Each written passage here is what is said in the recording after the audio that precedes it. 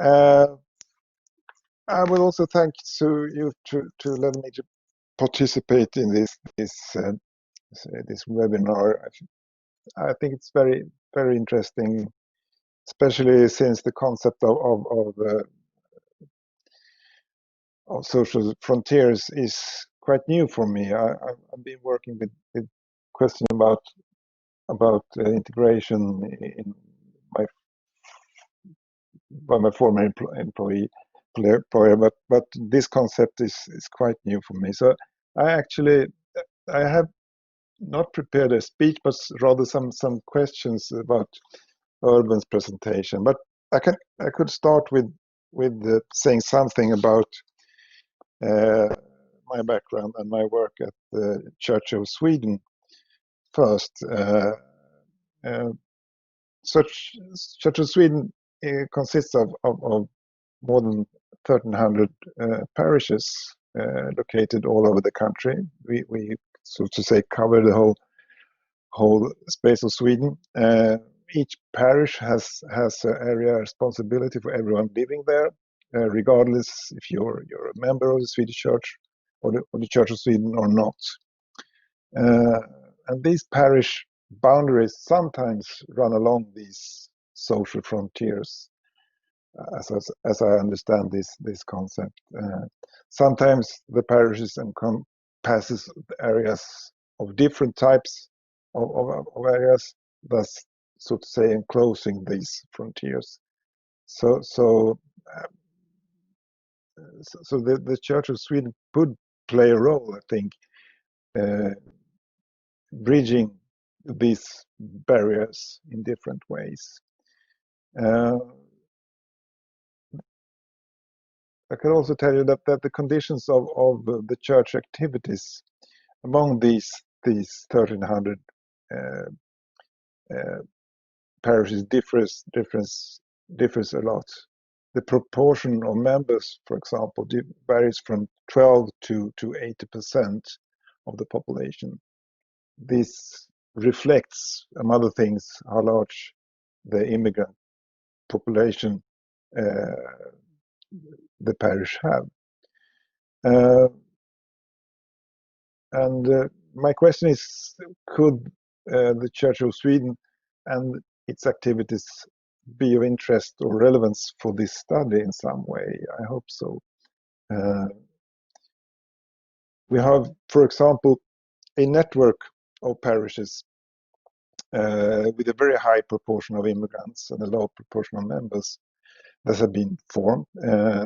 They work under very special conditions that differ from the average parish a lot, and they have a lot of experience of people living in poor areas with low socioeconomic status, and some of them also near these kinds of social frontiers.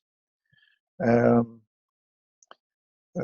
majority of those active in these parishes, those who participate in the activities of these congregations, are not members of the Church of Sweden. Often have a different religious background, Christian, and are very rarely members of the Church of Sweden. So, if this could be somehow an interest for this study, I recommend you to get in contact with this network. They call themselves Framtiden bor hos oss, in Swedish. The future lives with us, freely in English. That's what was shortly something about the Church of Sweden and our work.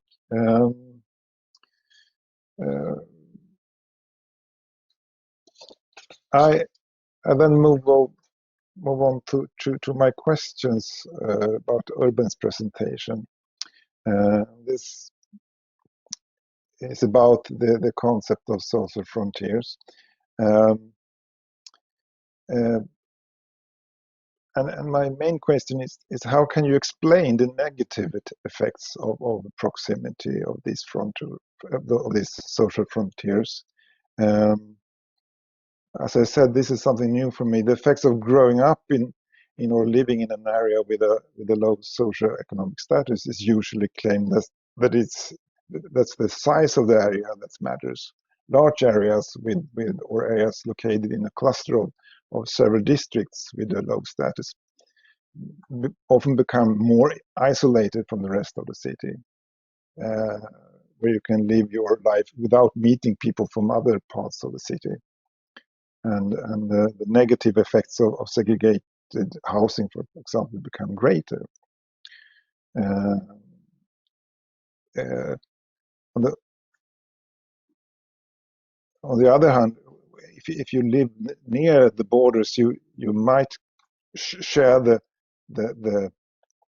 for example, schools or commercial centers with people living in a more affluent area, and in that way bridging the borders between the types of areas.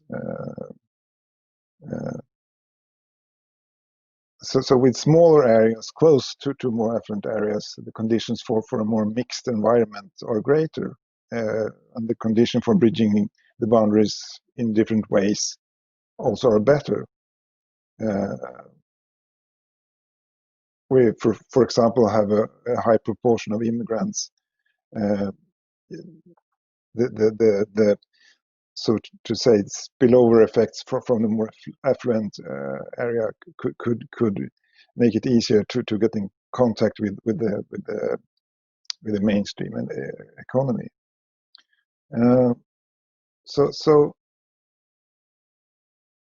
my question is, how could you explain the negative effects of these social frontiers and living near these or in proximity to these boundaries in the same way that you explain negative effects of living far away from them, so to say, or more embedded in larger areas?